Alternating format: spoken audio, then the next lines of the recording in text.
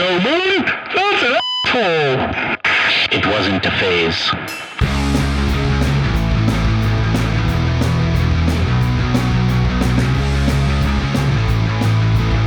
Hello everybody, welcome back to the Senior Citizen Podcast, and today we have the pleasure of chatting with At the Starlight and company.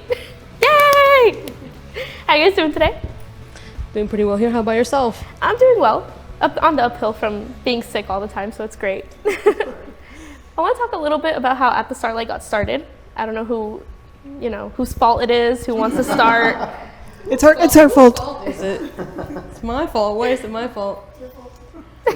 So Annabelle and I met on Twitter. Oh, fun. Yeah, doing nothing related to music. We were just fangirling over a TV show. What TV show was it? Winona Earp. What is it? Winona Earp. It's a good show. Never heard of it. Watch. Sci-fi mixed with cowboys. Ooh. Great LGBT representation. So yeah. So yeah, we met and we started just playing covers and doing nothing really out there in the scene, just playing around at home. But things started taking a turn. You want to tell them a little more about that? They took a turn. Was it a right turn or a left turn? It was definitely not straight. Happy Pride Month, everybody. So yeah, we discovered that we did well playing music together, and we started writing music and started to develop this, like, we didn't know this talent that we didn't know we had of writing music. And then we had a member join in, and we started putting songs together, original songs together, and releasing them. There's still some that are on Spotify or all major platforms that you can listen to. And then we started getting new members like this one. This one. How did you join? So this story is a little bit embarrassing for how I found the band. So I had Was it also on Twitter? No, even worse actually. So there's a website called Bandmix. Is that the name of it? Yeah. It's basically like Match.com, but for musicians. And I mean that both in terms of like the intent, but also like the outdatedness and just like nobody's there anymore. But the band happened to have a listing, and I just moved down a few months earlier and was just getting to a point where I was ready to look for a band to play with. So I reached out, sent a video of my playing, and they were foolish enough to invite me to an audition, and I've kind of stuck around since. That's awesome. We get the Bandmix members few and far between, where it's like, and I learned about Bandmix probably like a year ago in one of these episodes. I didn't know it was like more outdated, so. Yeah, it's not the most modern way to get in touch with folks, but it's one of the options out there. But you're also a I'd be drummer. thankful for it. Yeah. And you're also a drummer, and those are like also few and far between. Fair. But anyways, okay, that's cool. So since then it's been history. How many years has it been since you guys got together? So it's been about a year and a half, but All right. I will say we're omitting a little bit of history here. Gino, our bassist, who unfortunately can't be with us today, he's out of town, but he joined a little bit after I did as well, and that's when I think things really kind of took off. I also think At the Starlight has experienced different stages. There was Okay. the beginnings, when it was Annabelle and I and a different member. That's right. And which we had more of an acoustic vibe, a folky vibe, and then little by little adding more pieces and bringing out all these influences. The band has gone through a change, through a metamorphosis, And that's why I always feel like there's At the Starlight and At the Starlight. I don't know if that makes sense. Yes, we are a butterfly now. Yeah, that's like that first one you said, At the Starlight. It's like when you have the little sparkle emojis, the little 3 stars around it. That's exactly what that felt like. I have never heard it voiced before. That's what the music feels like too, for us at least. I love that. How did you get started playing the keys, Annabelle? So my father plays the accordion, has played since he was a child. So he always was trying to gather all his kids and trying to get them to play. And we all wanted to play, but not music. We wanted to play with toys. But since I'm the obedient one in the house, I kind of stuck around a bit. And It's giving Selena. So I stopped for a little bit because I got older and I didn't have to listen to my dad because I was a teenager. But then I started thinking, you know what, this is actually really cool. So I started actually pursuing it on my own, taking classes, joining other musicians, and so here I am today. Yeah. Sweet. And Jeremy has a similar story, right? Yeah, just pass it on over to. I'm asking about everybody's stories. We will get to you, Gretel. I'm not ignoring you. Yeah, my story has a lot of parallels to Annabelle's. So my mom plays piano, and so when I was like, I don't know, 7, I think, she's kind of like pushed me to start taking lessons with her. And I did but I, kind of like fell out of love with it pretty quickly. But I had some classmates who were going to be doing a performance, like lip syncing the Beatles in elementary school for some reason. And they got me to agree to be Ringo. And from the moment of like just like holding some rulers and just like whacking things to a beat, I was like, oh, this is a lot of fun. I really want to do this. So yeah, I told my parents, and they're like, well, okay, hopefully it's just a phase. And so they said, like if I was still interested a couple of years later when school band would be starting, and if I kept up with piano during that time, then they'd let me play. What a con. And I know, right? and like at the time, I was really angry about this. In retrospect, it was pretty clever of them because, I had the attention span of like a gnat. So, the odds of me actually coming back a couple years later and being like, yeah, let's do this were pretty low. So that was kind of wise on their part, but unfortunately for them, it didn't work out. So yeah, I was able to pick it up. Unfortunately, they were very supportive of me, I will say. They bought me drums, bought me sticks, bought me, the things I needed to do to get started, and were very supportive of me, and kind of took off from there. We love supportive parents. Yeah, very fortunate. Daddy? For me, it was in high school. Okay. I always loved music since I was a child, but I come from a poor country, Cuba. I never had a chance to have a guitar. So you actually grew up in Cuba? I grew up in there, and I came here at Wow. the age of 15. Wow. Yeah, and during that time, I could never have a guitar. Right. It just was not accessible. So in high school, I get here in high school, and I took guitar classes in high school, chorus, musical theater, and that just put me out there, and I fell in love with it even more. So that was definitely my beginnings. And singing? Just came naturally? Yeah, it just came naturally. Again, I took musical theater and chorus classes, but I have been singing since I remember, in the shower. Before Okay, Becky G. Gretel, I want to hear about you. I know you're not officially in the band. You are an organizer for Indie Fest, Indie Pride, yes. Indie Pride Fest. Indie Pride Fest? Indie Pride. More than that. What else do you do? Tell me about you. Well, I grew up watching this one, always like in band. She's my older cousin. Oh. So with that, I always wanted to play music myself. So I spent the majority of my life playing the cello in school ever since the 4th grade. And then from there, like after high school, I picked up the bass. That's when I would kind of help with like any jam sessions or any silly covers. But yeah, I'm one of the organizers for this year's first Indie Pride. I've helped out with a lot of like the vendors and just further organizing when it comes to recruiting any bands and organizing the raffles that we have planned for the event. That's so exciting. What was the initiative to start, this first Indie Pride? All right, back to you. I love the talking stick. Everybody's so well behaved. Annabelle and I were just having a conversation one day. We're starting to book shows, and we look at each other and we're like, well, there's I don't see anything specifically for the LGBT community happening in June where we can play. I don't see it. It could be happening, but I don't see it. What if we make it? We don't have to wait and sit and wait for it to come to us. Let's create it ourselves. We are going to involve bands that all need to be heard, all with members or allies of the LGBT community. Let's do it. And these people, they just jump on board like this. And how was it recruiting those other bands for the fest? I'm sure everybody was ecstatic, but what was the selection process like? Do we think this is the first of many? That is definitely the plan. That is absolutely the plan. We want this to be the very first of many. And the process, I've known most of these bands for a while now, and I know that some of them have LGBT members, and they sound incredible. It's more than just the LGBT representation, but the good music that's being represented here. So I can tell you that we did not have a single decline. The 5 bands that were invited for, they say yes right away. Everyone is excited, ecstatic, helping, promote, and just gonna be any happy with it. And it wasn't anything genre specific. It was just allies and or people of the community, and okay. Absolutely. I don't think we were looking for a specific genre, just allies and members. And I'm sure that as it continue growing, we'll continue bringing even more genres. Because it's all about that. Yeah. I have the mic.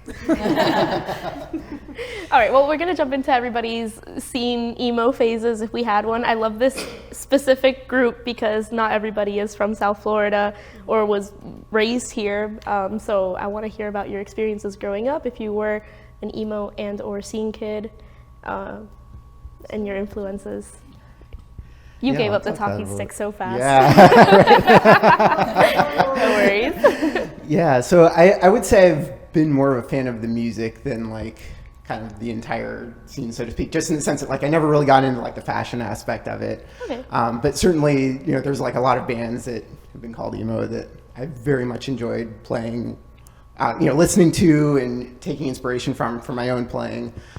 So, you know, from like Jimmy Eat World and some of the classics, or even some of the ones that are, you know, controversial or you know, emo, like My Chemical Romance. I know, you know, some people have different opinions about that. I've never heard a different opinion on my Really, chem. I think Gerard Way himself is, at least in the past, I don't know if this is a like recent stance on his point, but I think he said like, no, we're not emo, which is, you know, Oh, I know what you mean. Yeah. kind of strange. That's like, news to me. yeah, okay, all right. Well, I'm glad that I'm not the only one who looks at them that way. But yeah, in any case, I would say, you know, certainly a lot of those bands were big, kind of when I was late in high school, early college, kind of that time period. And so certainly like I heard a lot of that, and you know, anything that you listen to tends to kind of bleed into your playing as well. So I would say there was a lot of inspiration there. Right. But you don't, when you don't dress up like it, you don't live through. I know. So I struggle. can't claim to be, I can't claim to have totally lived through it. No, that's cool. My chem, actually, in all the memes that I've seen made, it's always, they're part of the holy trinity of emo. It's like you have my chem, you have Fall Out Boy, and Panic. Okay, and it's yeah. like they can't exist all together at any given time, which is why we now lost Panic, which is fine. Great. Yes, bye. I was over Brendan Urie at that point. Exactly. But yeah, no, cool. I'm glad you had an emo phase and then you're in touch with all that. And I'm sure you go back and listen to the music and you're like, this is amazing. Absolutely. Daddy, what was it like for you growing up? So I lived, I would say, more like the goth scene during my high school years, believe it or not. I know our music doesn't sound like it, but I was so into Evanescence, System of a Down, Static X, Deftones, AFI. Hey? I'm not gonna lie, I didn't really get much into the Panic or MCR, but those other bands definitely made a big impact on me growing up, even if I no longer create music that sounds like it. I don't know if that makes sense. I'm sure you still draw inspiration from Absolutely. it. Absolutely. Annabelle? I don't think I experienced it. I grew up in another country, so I was listening to Spanish music in Where did you grow up?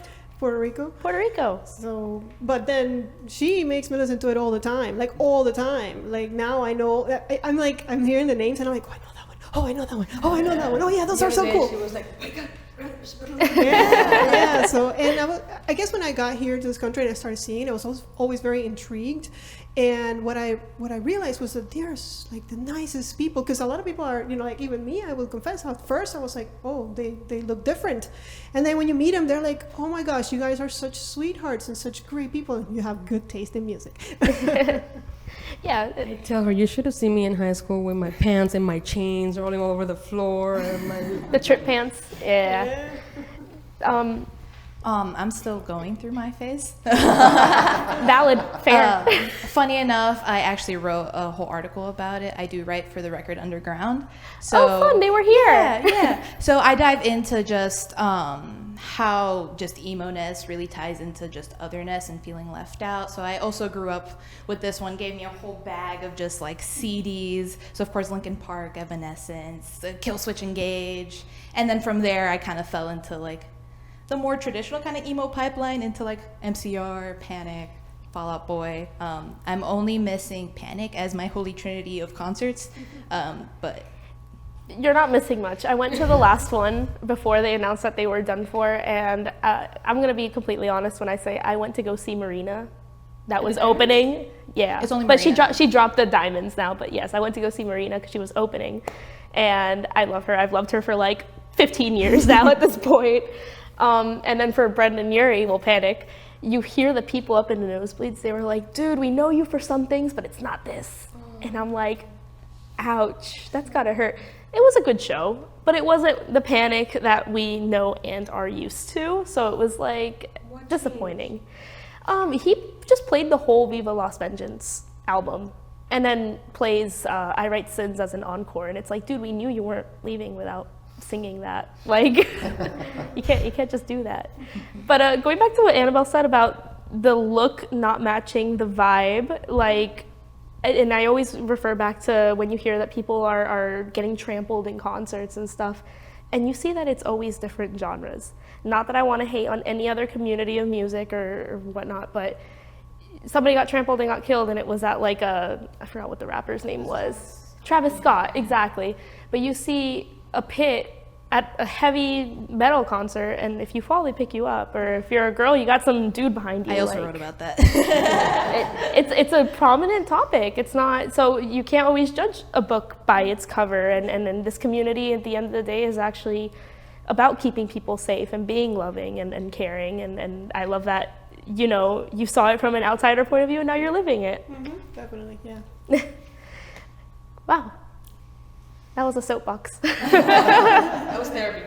That was therapy. We all needed that. No, but that's cool. I love that everybody has their own different little backgrounds, too, of what they're bringing to the table. You could watch a Panic concert, I guess. I watched the one with that one famous one where they do the like Karma Police cover.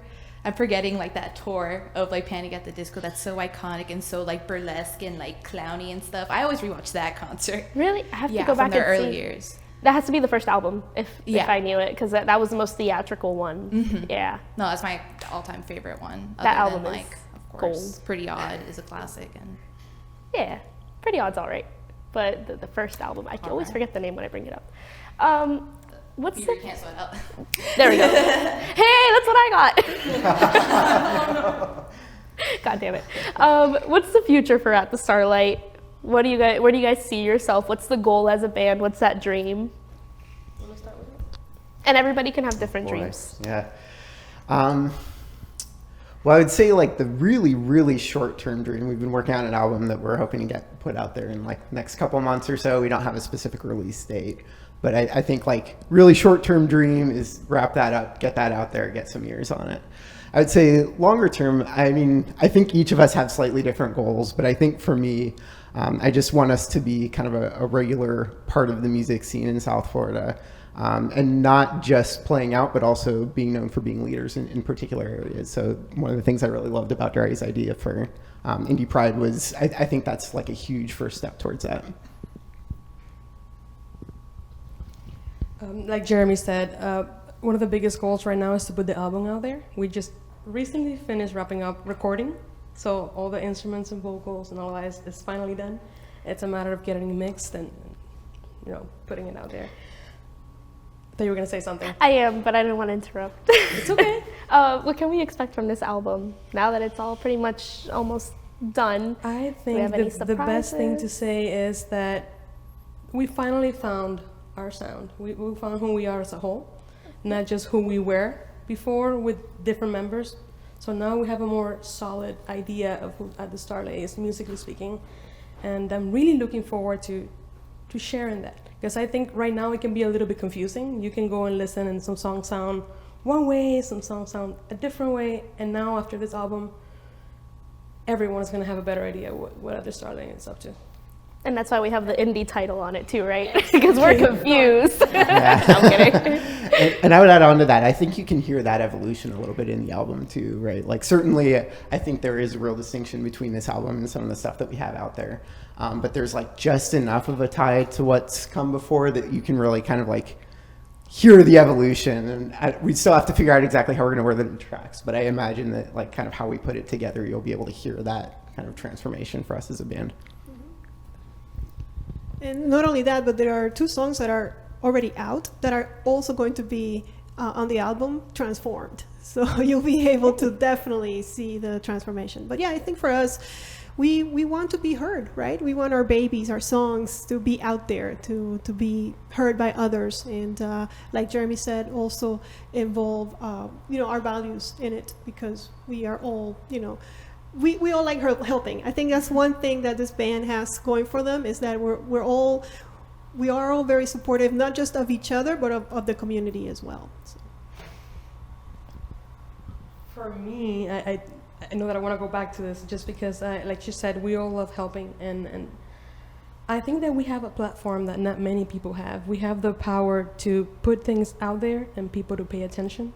And if there's anything that we can do every so often to help someone in need, we can do that. You know, the same way that we're doing something for Indie Pride right now, there's many other communities. There's a lot of needs out there that we can help fulfill. And I'm not sure how it's going to happen yet, but we have ideas. And there's a lot that we can do to help those in need through music, art, and healing. I feel like you're part of the band at this point. Well, yeah, no, honorary band member. Speaking of just Indie Pride and like the future, I'm sure you've always heard of events such as like Indie Night or like Emo Prom, or I've even heard of like a Indie Prom, but there's never been like, I think like a music like scene based around here as like a Pride event other than like the one Black Market event I think they had once. It was like a queer festival. But anywho, just kind of referring back to just community and how important it is to not only the band, but especially a month like this one, in a state like this one. That's why throughout the event we're providing a lot of, for example, there's a lot of like healing and according to the vendors as well, it's very concentrated on just like community, and all the profits are going to be donated to the Equality Center, correct? The wellness program at the Equality Center. But yeah, that's one of the main points when it comes to this event coming up, is just a sense of community and working together and love. We actually got a taste of some of the vendors yesterday because Daria and I went to a health fair, and CAN Community Services is going to be at Indie Pride, and they were there yesterday, and it was such a blast to meet them and to see them just giving out resources and, you know, even spinning the wheel and answering questions about HIV, and then getting like, I got a free fan, I got a free glasses, like so much. There's going to be a lot of fun. It's going to be a lot of information given to the community, but in a safe space, right? So that's kind of what we're trying to do with this event. And there's going to be, like she said, vendors providing free massages, free Reiki massages. Oh, I'm there. Yes, so yeah, me too. Count me in. There's going to be what else? We're going to have raffles. We have free meals. We have T-shirts from all the bands. We're going to have even there's a vet that's providing. Yeah, we have to involve the pets, of course. We have jewelry from Wearable Zen. That right here, our model is. Yeah, she's awesome. So there's going to be a lot of things other than music, but the music is going to be, like Jeremy said, really good. And, you know, the bands really are different genres and all really good local bands. And support local bands. Don't go listen to what's on the radio. There's so much talent right here in your backyard. Go support it. Truly. No, honestly, thank you guys so much for creating this event and whatever other events you decide to do in the future, because if you go in with the same intent, it's creating that same safe, loving space that, you know, a lot of people need, and you don't know what everybody's situation is. And there's probably, is it an all ages event? I forgot. It's an all ages event, yes. There's probably some kid out there that's like, this is going to be a good place for me where they're going to feel okay and safe. And kids can go in for free. Kids go in for free. Wow, even better. That's like when you see the sign with the kids eat free. And we don't want to close the door to a parent that wants to go in, but they're thinking, what about my kid? Where am I going to leave my kid? Just bring your kid. No, of course. I've seen all ages shows with like kids in the mosh pit. It's fantastic. Have you seen a 3-year-old in a tutu in a pit? No, but it's the most metal thing there is. But yeah, no, thank you guys for creating this safe space, for wanting to help the community. The podcast lives on the same idea where we just want to help and create a safe space and be kind to people. And you know, everybody's welcome to come and share their stories. I'm so excited for Indie Fest, and I hope Indie Pride. Oh my God. You know what happened? That is the goal. Indie Fest, well, not Indie Fest got the second lineup announced. So my mind, it's like I got 3 brain cells and one of them is Fest right now. I'm so excited. I'm gonna see Joyce Vader and Touche Amore. Shut up. But I recommend Fest if you guys have not gone. Again, super safe, fun space in Gainesville. But we're gonna play the Ick List real quick. The what? The Ick List. Okay. What is that? I think the Record Underground did the Ick List. Yep. Okay. You can explain it. Well, if it's the same as what they did last time, basically. Yes, absolutely. Yeah, basically she's just gonna like name certain things, and you're gonna talk about whether it's like a green flag or red flag, correct? Or a beige flag, where you think if it's okay, but An ick is basically anything that just like turns you off like about a person. So yes, no, or whatever. right, Sure. right. And obviously, like everybody's very different. So what's an ick to this person is just could be whatever to you. First one's dumb. Primarily a rock music listener. Is that a green flag, a beige flag? Green flag. It's fine. It's a beige flag. Beige flag. Yeah, I would say green or beige. For me personally, green, just because it would mean shared interest, but I don't think there's anything inherently wrong with primarily listening to something else. I'm gonna say red flag. Right. Actually, 'Cause I'm you gonna see be that one dude at the show, and it's like, No, because I was that kid that grew up being like, oh my gosh, if you listen to pop music, like what's wrong with you? But as I've grown up, I think it is really important to just be open to like any genre and all types of music. So I feel like if someone's just set on like one kind of genre, it can kind of be a red flag, because it's like, why don't you like step out of your comfort zone? Or Right. what do you have like? Katy your Perry ain't preference gonna with? hurt you. Kesha? Kesha. All right. They're a Reddit supremacist. I'm sorry, repeat that? A Reddit supremacist. I know what Reddit is. Supremacist, however, Like, they only use the platform. they're just the yeah. Reddit user. Okay, got it. Red flag. Red flag. Yeah, like if you associate yourself with any kind of, title with Reddit. Because Reddit can be useful in terms of like, because people answer everything on there, but if all your answers and if that's your main social media. Red flag. All right. Do you know what Reddit is, Annabelle? Yeah. Okay. But I mean, not much. I've gotten a few answers for games there. That's about it. So what? I'll just give a beige because I have no idea. Red flag, easy. Yeah, I feel like any term with supremacist in it, it's hard to say anything but red flag. Use this Snapchat after college. Oh gosh, I feel like I'm revealing my age. I mean, that would be for me personally red flag because younger, like too young for me. But I would say, I don't know, beige. I don't have strong opinions about like using different apps or social media. Again, different strokes for different folks. For me, it's a beige flag. I don't mind, even though I don't use Snapchat myself. Okay. Beige. Yeah, I'm not a big Snapchat. What is it called? Snapchat. You see how much I use it. So beige. My initial answer was red flag, just due to the fact that Snapchat has kind of become like one of those apps of like, I don't want to call it like a hookup app, but usually like on dating apps or like any It's either social hookup media. or drug deals. This point. Yeah, like, oh yeah, add me on Snapchat. But then I have some friends who are like still using it like unironically just to like send me filters and, and stuff like that. So I'm just gonna say beige flag for my friend Jenny, who uses it all the time. Yeah, I was about to scream out red flag, and then I remember that there's a certain group of friends of mine that use that because they don't use any other social media. They don't have like Instagram really or anything, so they like always send each other through stuff through Snapchat. So yeah, it depends on what you're using it for. Let's say beige. Can't spell. As an English major. There's a footnote too. Mixes up their and your and yours. Yes. Enough said. Listen, okay, I understand that the reading rate is going down in the United States. I don't know. I don't want to say red flag just because I know everyone has like their own reasons or difficulty, especially in the educational system. Red flag. I said what I said. Yeah, it's a tough one. We'll give it beige just because of what she said. Although she gave it red. Red flag. Ooh.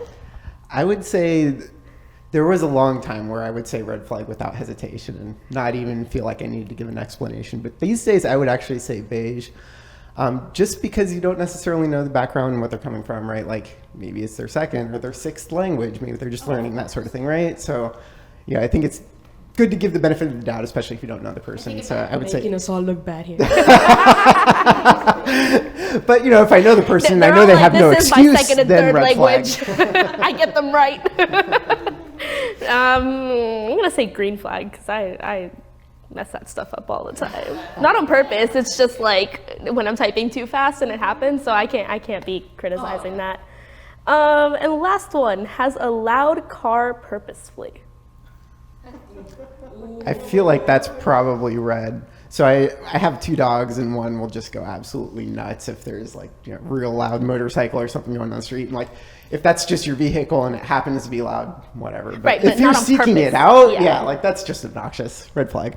I'm with him, red flag. There's no reason for me, from my car, trying to listen to my Fleetwood Mac, having to, yeah, red flag. I'm going to give it beige because I did have a sports car that I paid to make it loud. But Annabelle's like, I feel attacked right now. It wasn't extremely loud. But it was loud on the inside of the car too. That's one of the reasons why I got rid of it, because I couldn't have a conversation inside the car.